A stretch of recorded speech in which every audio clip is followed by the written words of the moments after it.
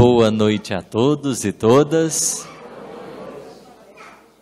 É uma alegria estarmos aqui nesta noite, cada qual com as suas necessidades, com as suas intenções, mas o nosso desejo do fundo do coração é estabelecermos num clima de paz, de harmonia, um ambiente que todos se sintam acolhidos, se sintam bem e que os bons espíritos tenham condições de nos auxiliar na intimidade dos nossos corações, nos ajudar diante das nossas questões, bem como os nossos entes queridos que não puderam estar aqui. Espero muito que os amigos espirituais me auxiliem para que com alegria, com amor, a gente possa pensar, a gente possa refletir um pouquinho sobre o nosso amado Evangelho. Eu sou profundamente agradecido por esse voto de confiança, pela oportunidade de estar aqui para a gente conversar. Eu sei que muita gente está aguardando para fazer o tratamento espiritual, tem cada qual as suas razões, mas seja por bem ou por mal, tem uns minutinhos que eu gostaria de rogar a atenção de vocês. Nós vamos ter um outro companheiro, que é o Edgar, ele está em outra casa, a gente vai trocar de lugar, ele vai vir daqui a pouco, então assim, vocês têm que me aguentar por pouco tempo.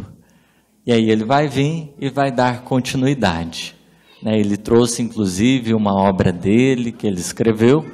Quem tiver interesse vai estar ali na frente. Mas quando ele chegar aqui, ele vai falar melhor do que eu. Mas o nosso tema hoje, que eu e ele vamos abordar, de algum modo, é julgamento, perdão e acolhimento. É um tema desafiador. Quem aqui nunca julgou? Temos um espírito puro aqui na plateia, creio que mais difícil. O julgamento é uma das coisas que fazem parte do nosso dia a dia. Às vezes, perdão e acolhimento nem tanto, mas o julgamento é uma das coisas muito evidentes.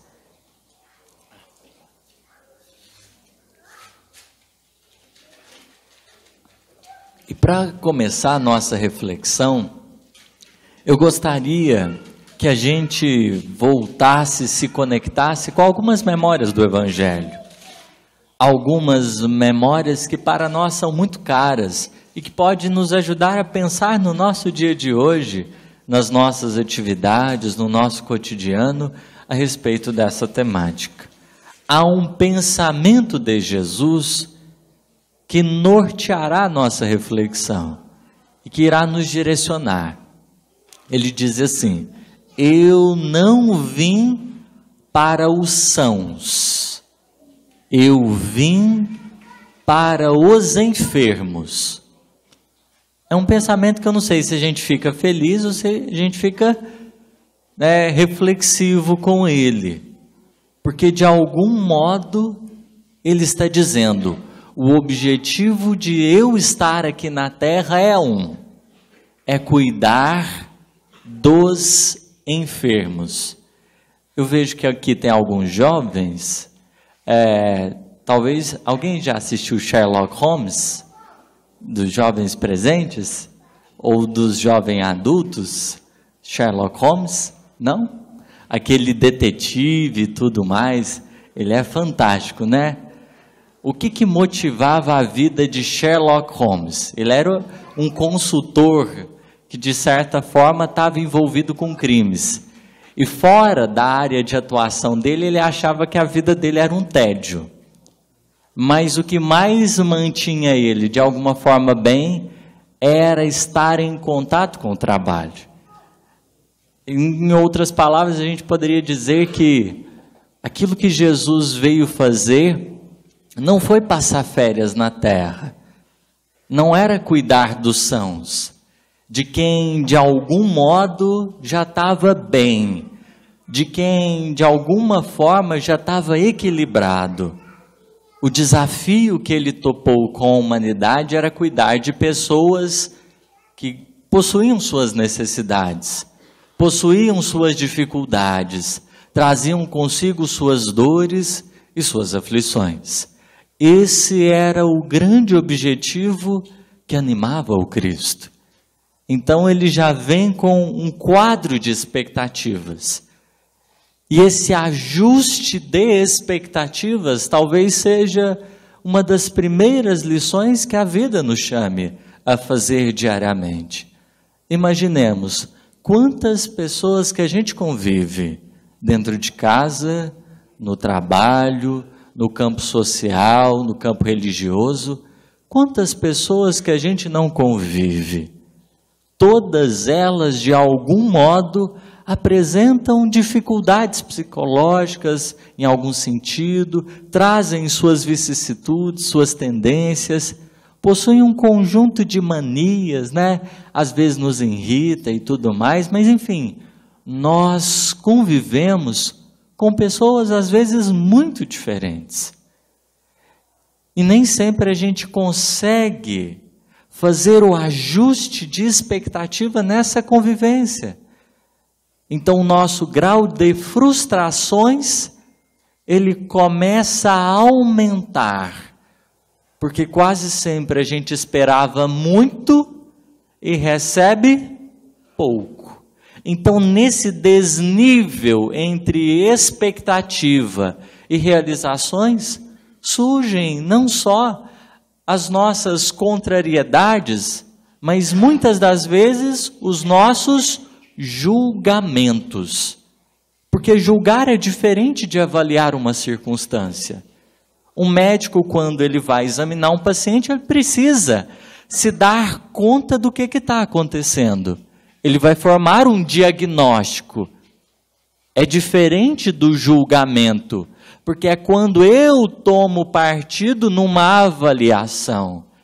É quando, de algum modo, eu me coloco parcialmente numa circunstância. O julgamento está relacionado, né, a esse sentimento partidário que muitas vezes a gente tem, em que a gente define alguém certo, alguém errado, ou que a gente se coloca para incluir ou para excluir. Então, quando a gente pensa, por exemplo, no cotidiano, a vida pede diagnóstico, capacidade avaliativa. E Deus nos concedeu interiormente um termômetro. Um termômetro. Lá no livro dos Espíritos, da terceira parte, há uma lei divina, chamada lei de amor, justiça e caridade. E uma das primeiras questões apontadas pelos Espíritos, quando Kardec vai questionar, né, será a justiça, de algum modo, fruto de educação, ou é fruto de alguma coisa que está dentro do coração humano? Aí os Espíritos irão nos ajudar a perceber. A justiça faz parte, como um instinto da nossa natureza. Isso, em outras palavras, quer dizer, nós temos um termômetro interno que acusa justiça ou injustiça. Um termômetro que nos auxilia a diagnosticar as circunstâncias. Então, Deus não criou nenhum espírito bobinho. Não tem nenhum espírito bobinho. Porque os nossos mecanismos internos, eles nos chamam a atenção para um estado ideal. Um estado ideal. O estado da justiça. E qual é a premissa, qual é o postulado da justiça? Estabelecer equilíbrio. o grande desafio da justiça, né, que a brasileira um dia vai alcançar com a graça de Deus, é de construir o equilíbrio. Porque imaginemos, vamos pensar assim, a nossa justiça humana, pessoal, individual, como que ela funciona? Tá, fulano me prejudicou. O que que a gente pensa? Ou como muitas vezes a gente reage? Então eu preciso prejudicar ele também. Então fui prejudicado, se eu devolver o prejuízo, beleza. Só que qual é a lógica dessa justiça? Vamos imaginar, né? Quando, imaginemos, tinha duas pessoas bem, todo mundo bem. Aí prejudicou uma, né? Então tem alguém que está no prejuízo. Aí a gente pensa assim, não está certo, a outra pessoa também tem que ficar ruim. Então a nossa justiça, de algum modo, é para que, né, ninguém fique bem. Porque quase sempre a forma de geri-la é, se eu fui colocado numa circunstância ruim, agora quem me colocou na circunstância ruim tem que experimentar ela também. A gente consegue atingir o equilíbrio? Não. Por uma questão muito prática, né? Em verdade, nós não colhemos o mal que alguém plantou. Nenhum de nós é responsável pelo mal que alguém fez. Na verdade, quando uma injustiça acontece, quem fica no prejuízo é quem cometeu a injustiça e não quem de alguma forma respondeu.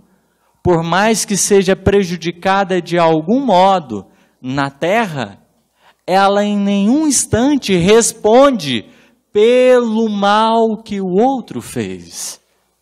E essa é uma das nossas dificuldades quando a gente pensa em relacionamento. Questão, né, de relacionamento afetivo, relacionamento pais e filhos, enfim, de todas as esferas. Porque a gente se coloca como o promotor da justiça, as circunstâncias, elas em desequilíbrio se tornam mais desequilibradas. Porque quem errou, né, está prejudicado. De algum modo responderá na vida por aquilo que fez. A gente, quando se vinga, e aqui a vingança não é simplesmente um ato declarado, eu vou te prejudicar. Tem várias formas da gente se vingar. Tem pessoas que deixam de conversar com a outra, né, fecha a janelinha e dá aquela distanciada básica, né? Mas não é uma distância respeitosa, que significa, preciso me recuperar, né? Deu zebra aqui. É normalmente o quê? Eu não quero mais ver fulano. Então, essa é uma forma, às vezes, da gente lidar com aquilo que aconteceu. Só que isso, em muitos momentos, denota uma dificuldade de administrar maduramente aquilo que ocorreu. Porque se tem um problema, o que a justiça nos ajuda a fazer? Não é todo mundo ficar prejudicado, é todo mundo ficar bem. A justiça de Deus, ela não trabalha em afundar ninguém. Ela trabalha em levantar os corações que erram. O objetivo não é ver ninguém amargando no fogo do inferno, mas antes levantar os corações para que a gente entenda o quão foi prejudicial o mal cometido e, ao mesmo tempo, a necessidade do bem. O instrumento da justiça divina é, portanto, pedagógico, porque não se reduz, não se limita a prejudicar, como Haroldo gosta de dizer. Se fosse olho por olho e dente por dente, só teria gente cega e banguela. Porque a gente ia ficar num looping sem fim. O grande trabalho divino é de levantar os corações, é de erguer as almas. Então, pensemos, todos nós temos um termômetro. A gente sabe que tem coisa que não está certo.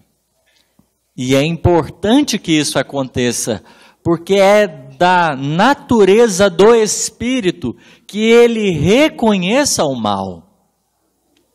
O mal não é um estado, permanente.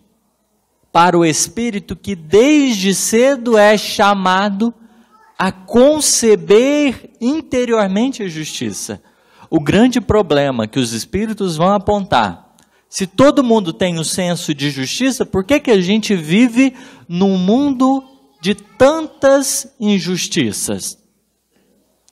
Se Deus ofereceu, talvez os Espíritos estivessem errados.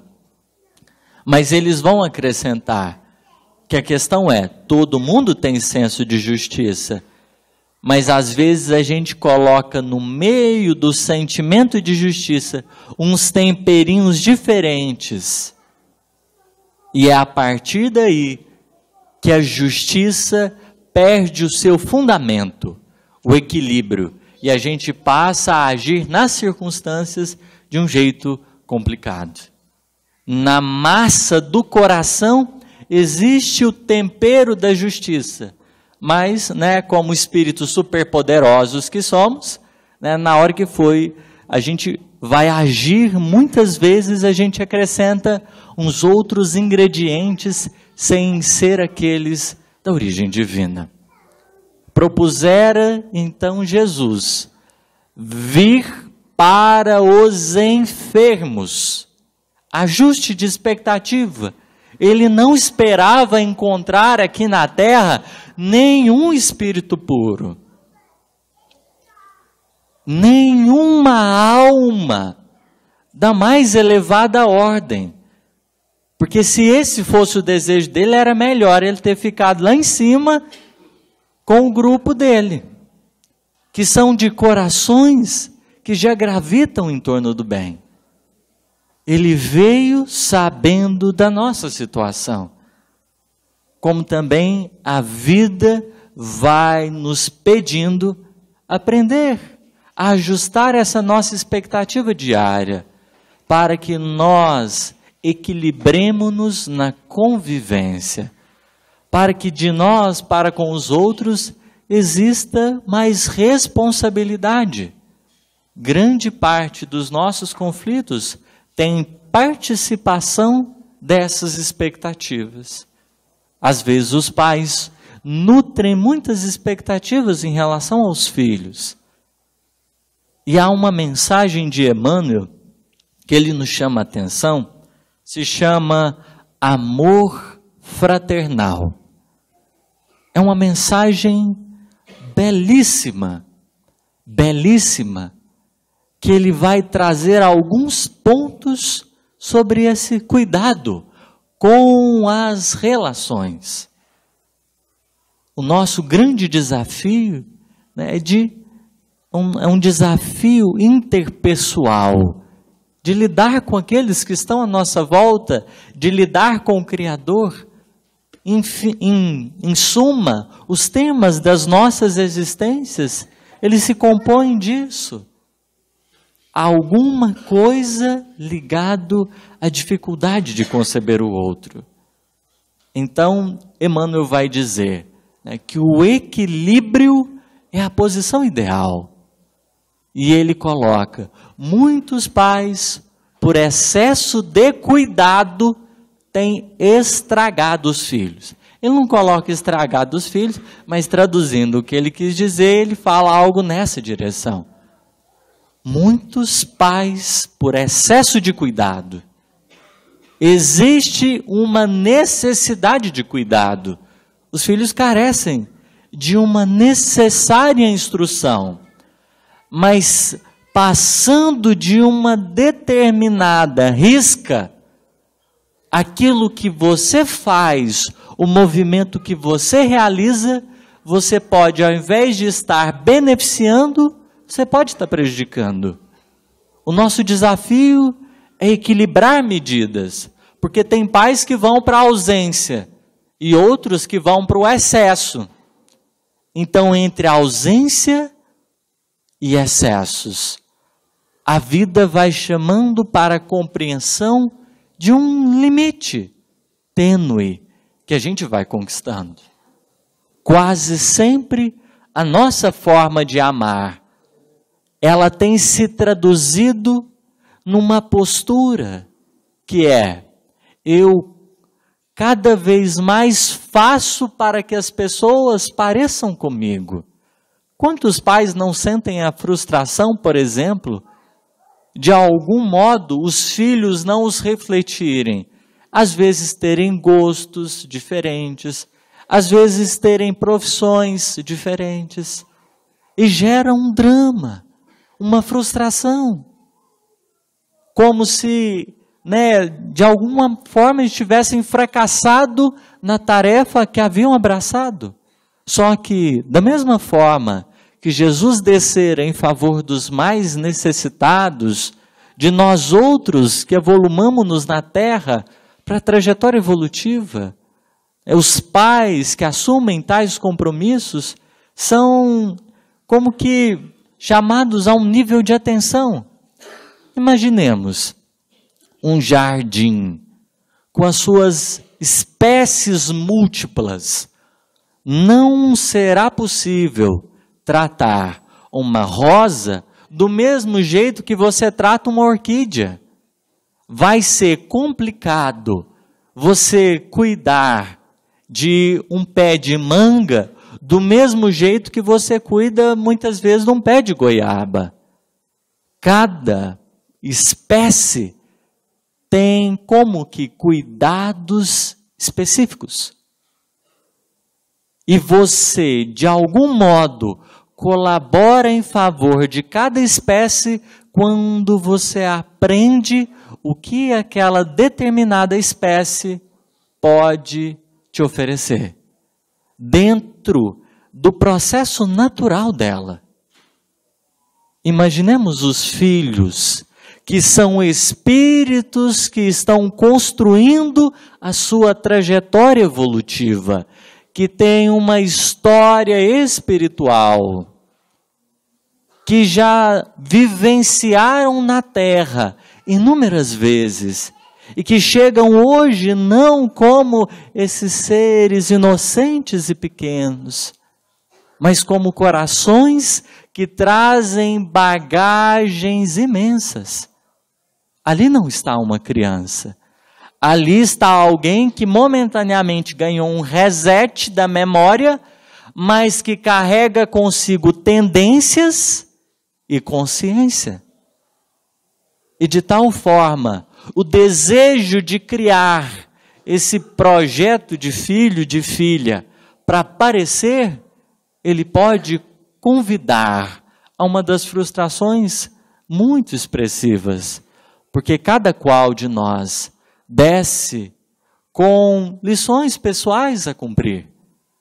A nossa vida material, ela é uma rede. Somos atravessados de diversas maneiras, por diversos corações. Nós não estamos sozinhos. Nós somos atravessados pelos encarnados e pelos desencarnados. E é por isso que Deus, quando confia os espíritos aos pais, apenas lhes solicitam: cultive-os. Cultive-os. Os julgamentos podem ser, muitas vezes, bloqueios dessa convivência mais fraterna.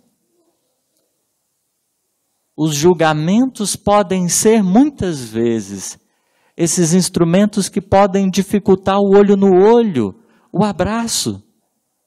Porque acima da linguagem material, das palavras, a paternidade, a maternidade pede um outro tipo de linguagem, intitulada presença.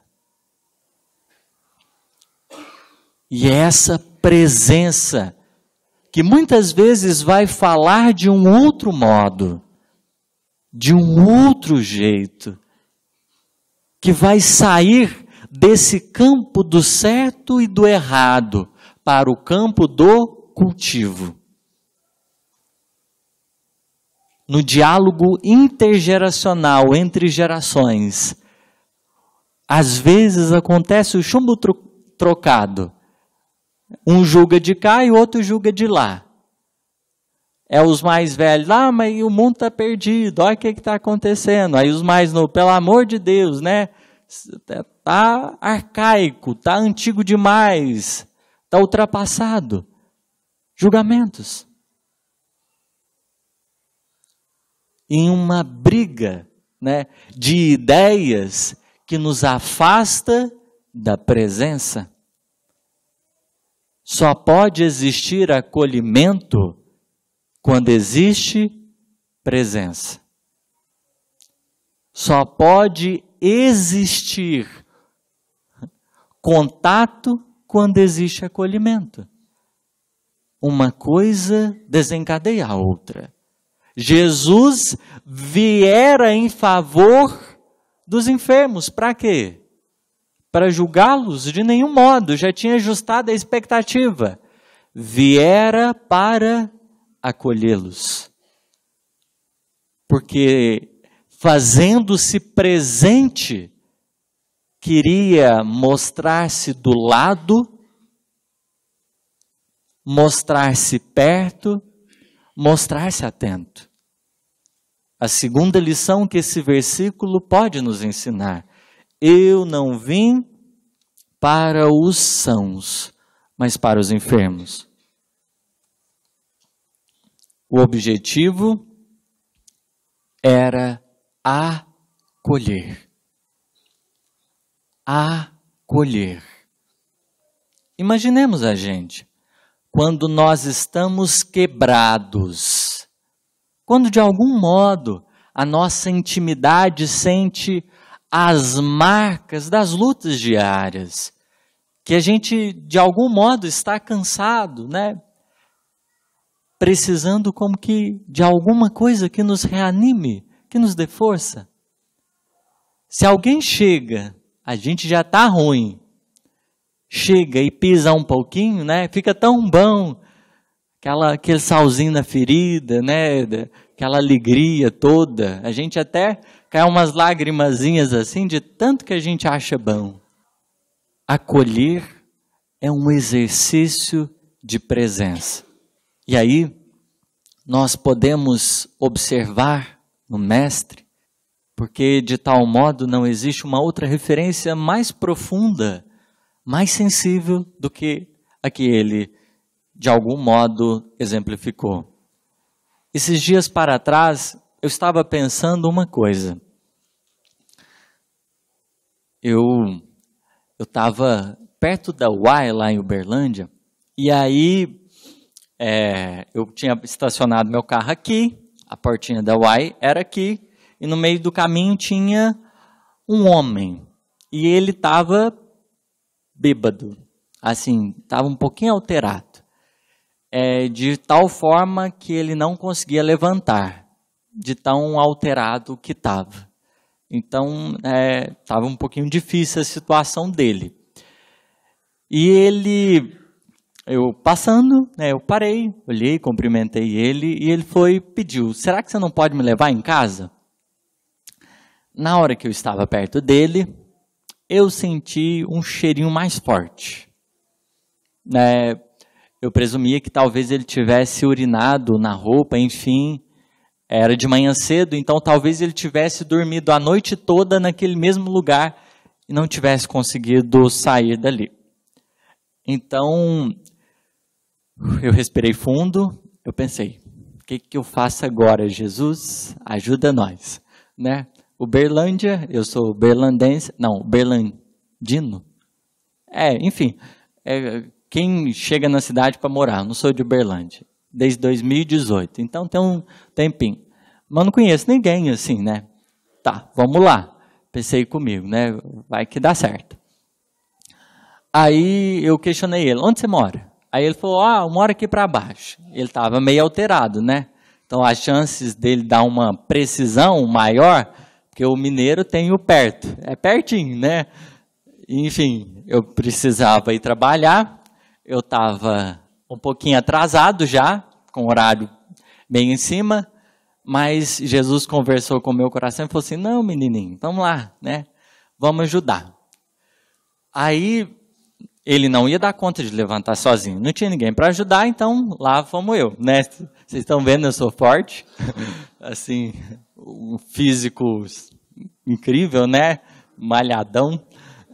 E aí fui lá, ele tinha um pouquinho mais de carninha do que eu, e aí lá fui eu tentar ajudar. Só que, e aí é bom nessas experiências, porque na hora que eu fui me aproximar, pegar na mão dele e tentar ajudar, diante do cheiro, eu senti um pouquinho de dificuldade. Eu falei, nossa. E aí eu pensei, nossa, vai sujar o carro tudo. Ai, pelo amor de Deus, né? Aí esse era o meu pensamento. Eu lá dentro lutando, Jesus, dá força aqui, porque estamos tentando. E aí nesse momento me veio como que uma passagem, né, de Jesus. Ao mesmo tempo que eu lembrei dos fariseus que tinham nojo, a palavra certa era um pouco de nojo, e não encostavam muitas vezes nas pessoas por causa da condição delas, eu senti um pouco de nojo. Foi difícil. Eu olhei para mim mesmo, eu falei, Senhor, eu vou levar ele não porque o meu coração é bom, mas porque eu estou tentando aprender com o Senhor. Eu te peço ajuda. Aí, naquele momento, dei conta de colocar, porque estava difícil até para sentar no banquinho. Aí, sentou lá no banco, consegui deixar ele e saiu. E fui refletindo. Aí, esses dias para trás, eu estava lembrando de um outro versículo.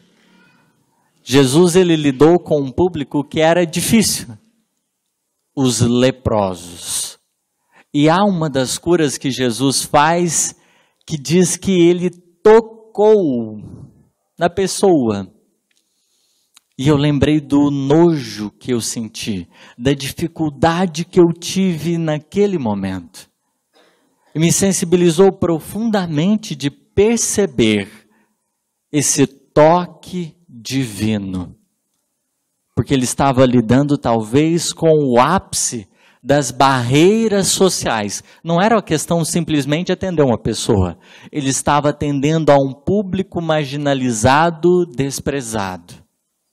Então a questão era mais grave. Ninguém tinha feito isso antes. Jesus, podemos dizer que ele inaugura essa assistência médica, acolhedora e fraterna, porque de tal modo é ele que se aproxima de todos nós nas nossas enfermidades e sabe nos acolher. Jesus como que toca no leproso. Toca no leproso.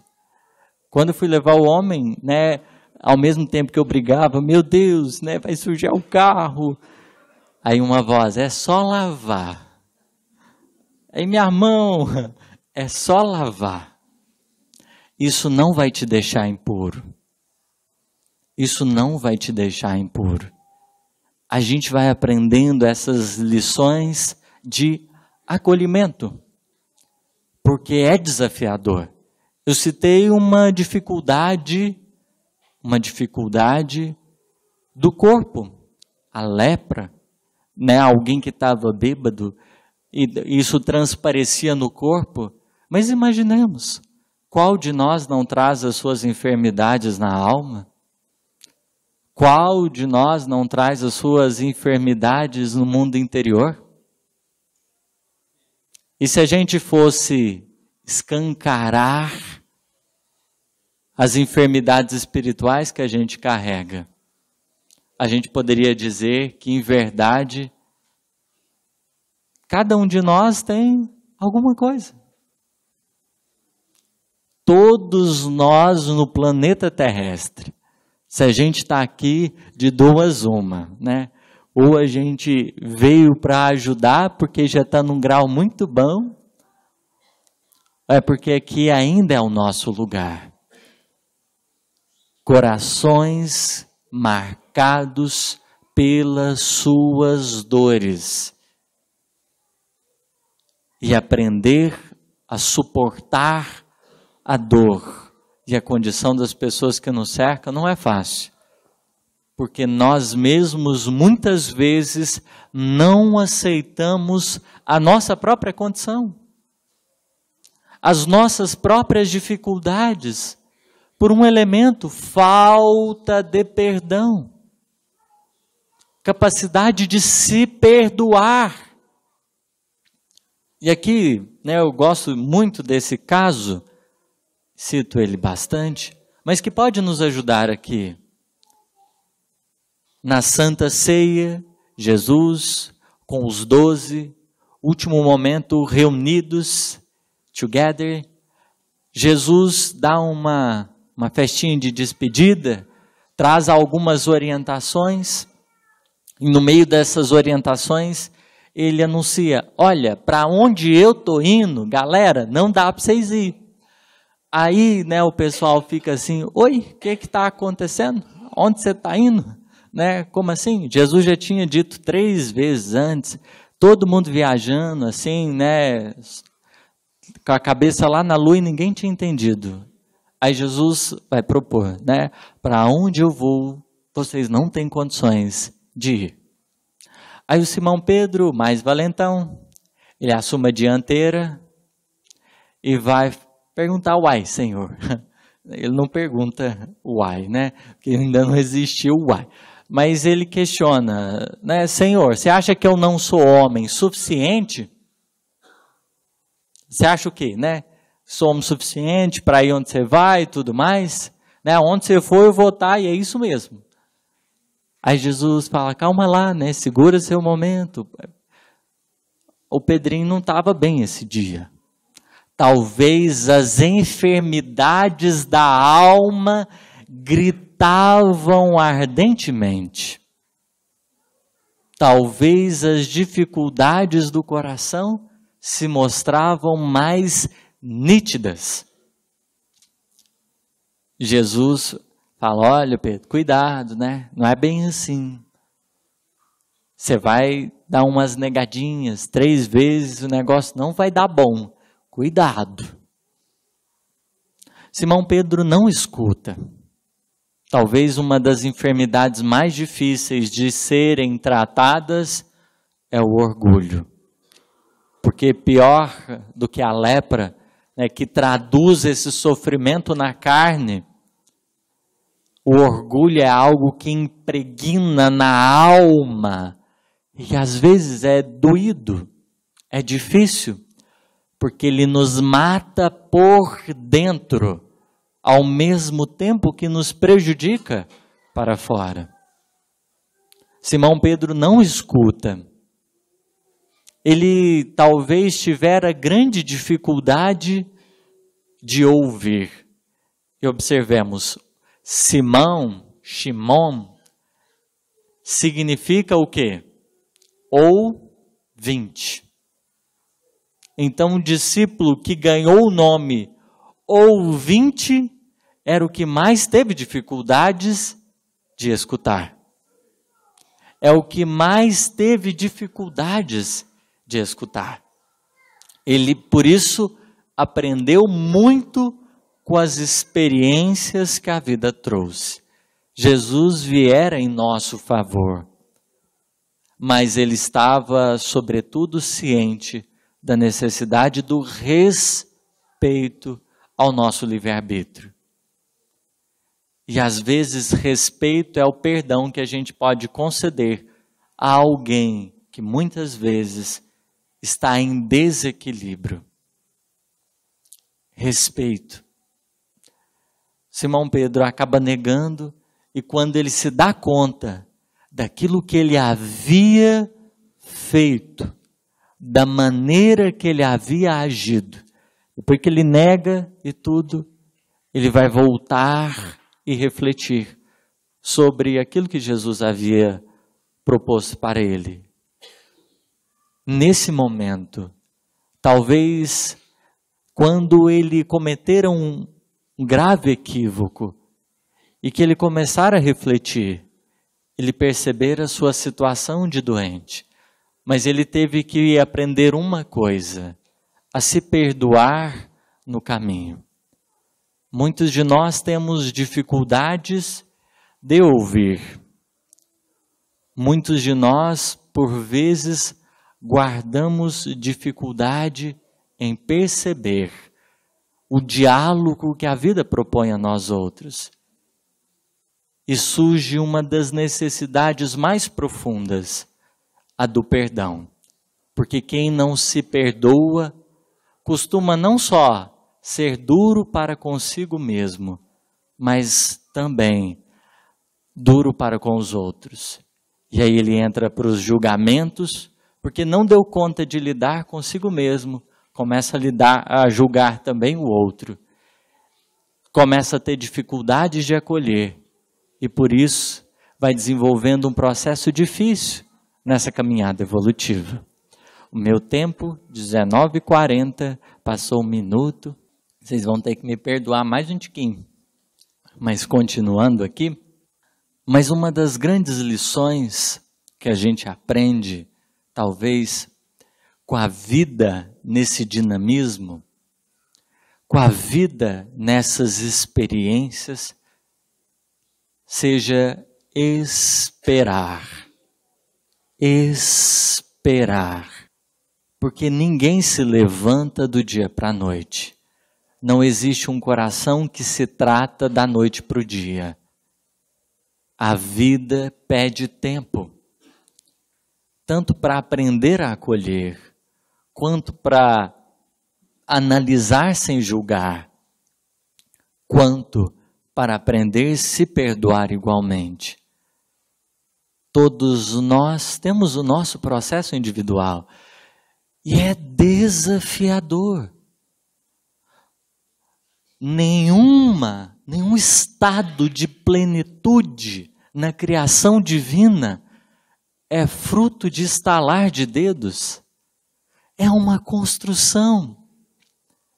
E por essa construção, muitos de nós, às vezes, nos precipitamos. E essa precipitação é o que nos faz mais cair.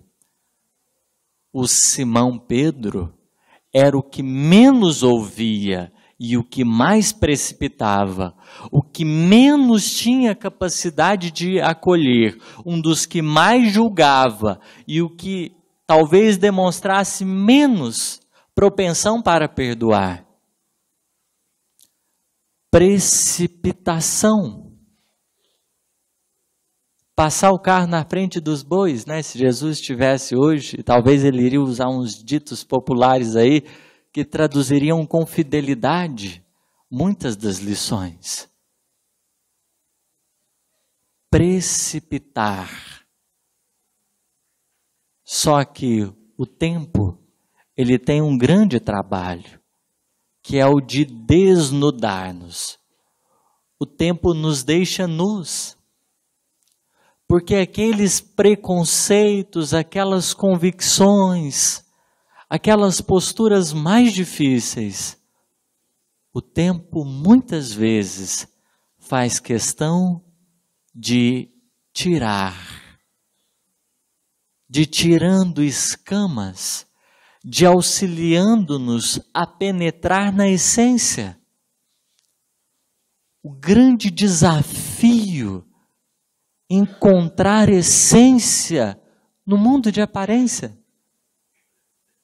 Na precipitação de Simão Pedro, a vida resguardou, importantes lições. Depois do desencarne de Jesus, ele não é escolhido por acaso para a tarefa. Ele foi o fundador dos trabalhos de acolhimento, de amparo a todos aqueles que de algum modo encontravam-se necessitados na terra. A grande lição para Simão Pedro, que a vida lhe trabalhou interiormente, se até então ele era o que mais julgava, o que menos acolhia, que talvez não pensava tanto no perdão, porque é Simão Pedro que pergunta, Senhor, é só 7 vezes que a gente tem que perdoar?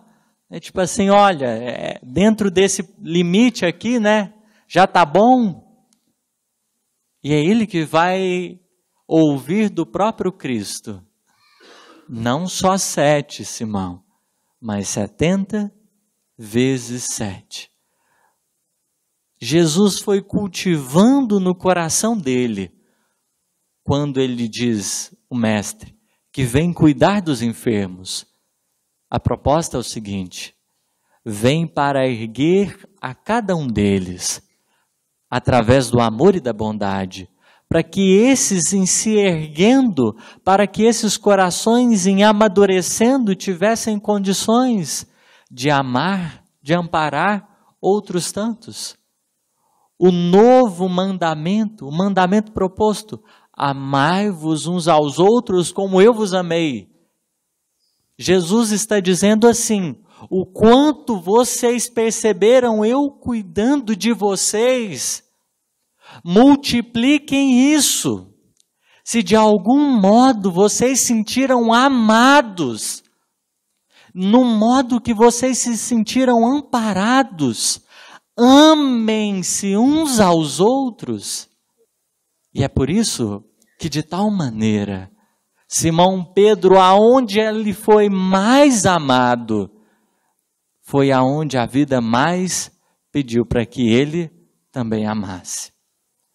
Jesus soube tolerar-lhe as dificuldades interiores, soube perdoar-lhe as dificuldades que vivia interiormente, as enfermidades que trazia no próprio coração. E por ter sido tantas vezes perdoado, tantas vezes tolerado, tantas vezes compreendido, Simão se erguera como o grande coordenador dessas atividades, que precisava que alguém acolhesse, precisava que alguém perdoasse. E essa grande lição da visita do Cristo à Terra, todos nós temos alguma coisa a oferecer. Obrigado pela paciência, pela misericórdia. Nosso amigo vem aí.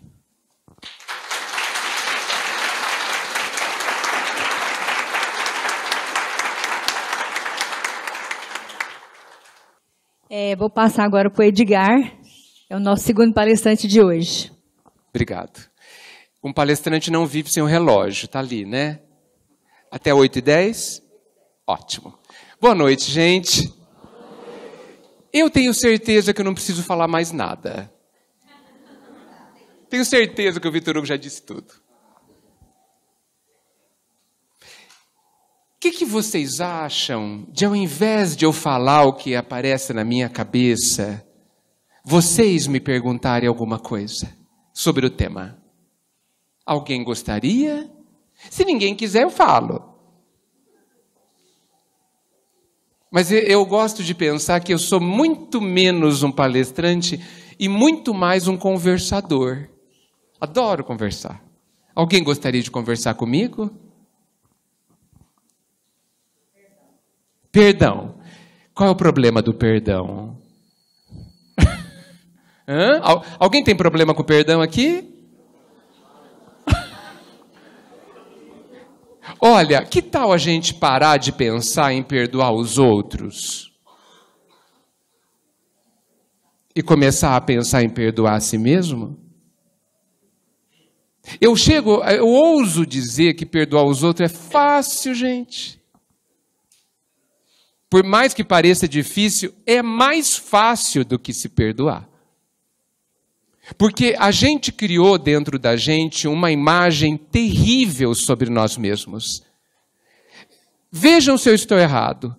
A gente acha que a gente não tem valor, não acha? Não acha? A gente acha que a gente é um lixo, não acha? Não acha? Só porque a gente matou um ou dois, a gente acha que a gente não tem valor nenhum. A gente não acha isso? Só porque a gente xingou uns 5, 6, ficou com raiva, ficou com mágoa, a gente acha que a gente é o último filho de Deus. Que Deus já virou as costas para a gente, que não vai ter mais jeito. Não passa isso pela nossa cabeça, gente? Passa, né? Vou contar um segredo para vocês. Quando eu era adolescente, e eu fazia as bobagens que um adolescente faz. Vocês sabem que adolescente faz bobagem, mas é tudo bobagemzinha, né? Eu fazia umas bobagens, e eu ficava com tanta dor no coração, que eu não orava mais. Eu ficava uma semana sem orar para Deus. Sabe por quê? Vocês vão rir de mim. Eu pensava assim, que se eu orasse para Deus, Ele ia me perdoar e eu não merecia. Eu não merecia que Ele me perdoasse, então eu não orava, eu nem olhava para Ele. Porque se eu olhasse para Ele sem orar, o olhar dele, eu saberia no olhar dele que Ele tinha me perdoado. E eu não queria. Por quê? Porque, infelizmente, eu guardei dentro de mim a culpa. E o culpado acha que não merece perdão. Pelo contrário, merece castigo, merece a dor. E a gente até hoje fala assim, nossa, eu estou com essa doença, eu mereço. Certo, eu devo ter aprontado muito, joguei pedra na cruz, deve ser porque o ano passado eu xinguei tal pessoa, eu pensei... A gente pensa umas barbaridades. Não pensa, gente? Eu sou de Bauru. Eu acho que vocês não pensam, mas o pessoal de Bauru pensa. Eu tenho certeza. Vocês, eu acho que não pensam isso. Mas eu vou contar umas novidades que tem lá, sabe? Lá, a gente se sente culpado e acha que merece a dor. Isso é um absurdo, gente. Um absurdo. Porque nós não somos... alguém mau. Tem alguém mau aqui? Levanta a mão. Não pode levantar a mão, hein, gente? Nem ousem levantar a mão. Não, eu não conheço vocês um a um, mas eu tenho certeza que não tem ninguém mau aqui. Mau. Ninguém. Tem pessoas, todos nós, que ainda não conseguimos não fazer o mal. Totalmente diferente. A criança de 5 anos, ela não consegue escrever. Ela tem algum defeito? Não. E por que a gente acha que a gente tem defeito só porque a gente é analfabeto do amor? Por quê? Nós somos estudantes, nós temos 5 anos espiritualmente falando. Nós não sabemos perdoar, não aprendemos ainda. Estamos na escola, aqui. Você pode cobrar do aluno se ele não terminou o curso? E por que a gente cobra da gente se a gente está no meio do curso ou no começo? Por quê? Porque a gente é cruel com a gente. Porque a gente não se perdoa. E é por isso que eu penso que perdoar o outro é facílimo. Dá trabalho, mas é mais fácil do que perdoar a si mesmo. E perdoar a si mesmo é um ato de amor a si mesmo. Aquele amor que Jesus colocou na lei maior, amar o próximo de que jeito?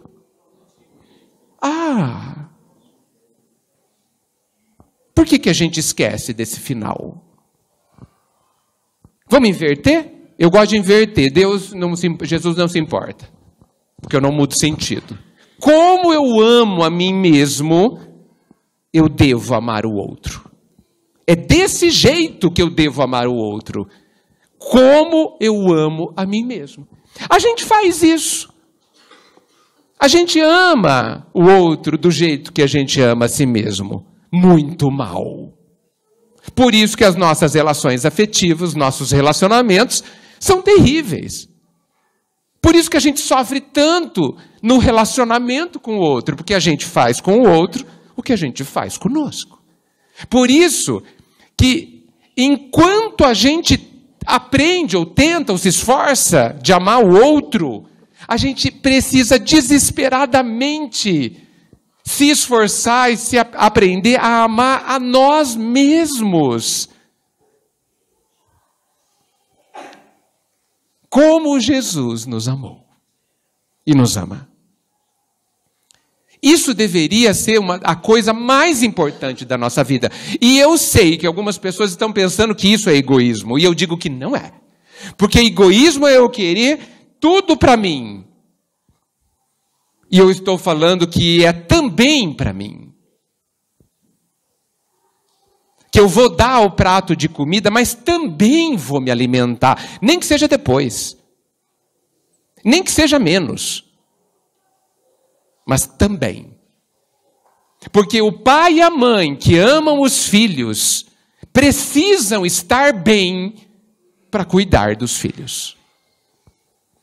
Não podem se matar de esforço, de trabalho, de sacrifícios, porque se eles morrerem, os filhos morrem também. Ou ficam sem eles. E é por isso que eu digo que se a gente quer ajudar os nossos queridos, os nossos corações amados, a gente deve começar a se ajudar, a ser feliz, a se perdoar, a não se julgar. Porque é tão grave a questão do julgamento, que tem a ver com o perdão, que a questão do não julgueis é antes de Cristo. É em Moisés, na primeira revelação. E não sei se vocês perceberam, ele disse assim, não julgueis. Foi só isso, né? Vocês perceberam que ele não disse quem? Por que a gente pensa que é para não julgar só os outros? E esquece de se colocar nessa história. Porque nós também precisamos não nos julgarmos. Por quê? Porque não serve para nada. A gente deve, é claro, analisar o que faz. Isso não é julgar. Isso é analisar, discernir, avaliar, qualquer nome assim. Mas não é se julgar. É olhar para dentro de si e falar, eu sou um estudante bem no começo mesmo.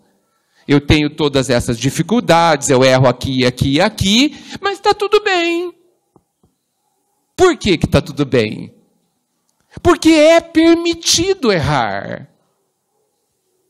O estudante pode errar na sala de aula, gente? Pode? Pode. Tanto que ele erra, a professora vai lá e corrige, e fala, faz de novo o exercício. Isso não é o que faz a reencarnação? É. E a professora é a vida. Uma professora exigente, muito doce, também, muito sábia, e que percebe que a gente está com dificuldade ali, e ela nos enche de exercícios. Quer dar um exemplo? Quer ver um exemplo? Imagina uma pessoa impaciente, não tem paciência de nada. O que a vida faz? Coloca alguém bem chato perto. Como você vai aprender a ser paciente com alguém legal? Não vai aprender nada. Tá certo isso? Da mesma forma que a professora de português, quando vê que a criança não faz a sentença direito, dá um monte de sentença para ela. Ó, 3 folhas do caderno cheio de sentença para amanhã. É assim. A vida é igualzinha, gente. Eu não sei por que a gente estranha. Por que a gente chama de problema o que é só lição? Para o nosso bem. Por quê? Por que a gente insiste em achar que a gente é castigado, sendo que é só exercício? Só. Os exercícios chamam-se doença, são exercícios longos às vezes. Chama-se alguém chato, alguém difícil, chama-se a partida de alguém querido, agora tem exercício que tem problema e exercício que ninguém chama de problema. Olha só o que eu vou falar. Ter muito dinheiro é um difícil exercício. Ter saúde é um exercício muito difícil. Já perceberam que a maioria das pessoas que tem saúde perde a saúde? Perceberam? Por que perde? Porque não sabe ter saúde. Por isso que a gente tem doença, para aprender a ter saúde. Não é castigo, é só exercício para o aluno que a vida percebeu que não foi bem na prova, no exercício, e dá outro para ajudar ele. Quando a vida ou o pai nos dá um exercício difícil, ele está confiando na nossa capacidade de resolvê-lo, de entender o que aquele problema, que na verdade é um exercício, está pedindo da gente. Que tipo de esforço ele quer da gente? Não é difícil a gente saber. Basta você olhar aonde dói. E eu não estou falando do corpo não, viu? Estou falando do coração. Quando você não pode comer doce, aonde dói? Não me respondam. Vocês que têm que saber. Aonde dói? E a dor é diferente para cada um, viu, gente? Porque nós somos únicos e diferentes. Quando eu perco o emprego, aonde dói? No bolso é ótimo. Dói em outros lugares também, viu? Dói mais em outros lugares. Por isso que é íntimo. O patrão me mandou embora porque acha que eu não sirvo para nada. Um exemplo. Isso doeu. Ele falou isso para mim, isso doeu. Ah, doeu? Que ótimo. Sabe qual é o exercício no meu entendimento? A vida está te perguntando assim, e você? Você acha que tem valor? Porque o que o seu patrão pensa é problema dele. E o que você pensa de você? Isso é que importa. Isso é que importa. E aí você pode descobrir que talvez você tenha que melhorar num tantinho. Ou descobrir que você não precisa melhorar naquilo nada, que o patrão que não sabe nada mesmo. E continua então sendo você, reconhecendo o seu valor. Por quê? Porque você é filho de Deus. Você é feito de um material divino. Você não é pouca porcaria. Você é de valor. Você não é um lixo. Eu insisto, gente, eu não estou brincando. Só porque a gente erra, a gente não pode se sentir inferior. A criança que não sabe ler, ela não é inferior. Ela é apenas alguém que não sabe ler. Mas que é completamente capaz de ler. Se ela se esforçar. Simples assim. E a vida pode e deve e precisa ser muito mais simples do que a gente faz dela. Porque a gente complica demais. Se julga, não se perdoa, não se acolhe, não é generoso com a gente. A gente quer ser generoso com o mundo inteiro e se esquece. Nós somos o grande esquecido da nossa vida. Nós somos o último. Como que Deus vai querer que o próprio filho se considere o último? Sendo que ele acolheu todos que erraram. Aliás, Jesus veio para nós que erramos. Olha o valor que a gente tem. Olha como ele confia em nós. Olha como ele enxerga dentro de nós e vê a preciosidade, o tesouro que está dentro de nós. E a gente tem se negado a ver isso. Não sei por quê. Eu não estou dizendo para a gente ser soberbo nem orgulhoso.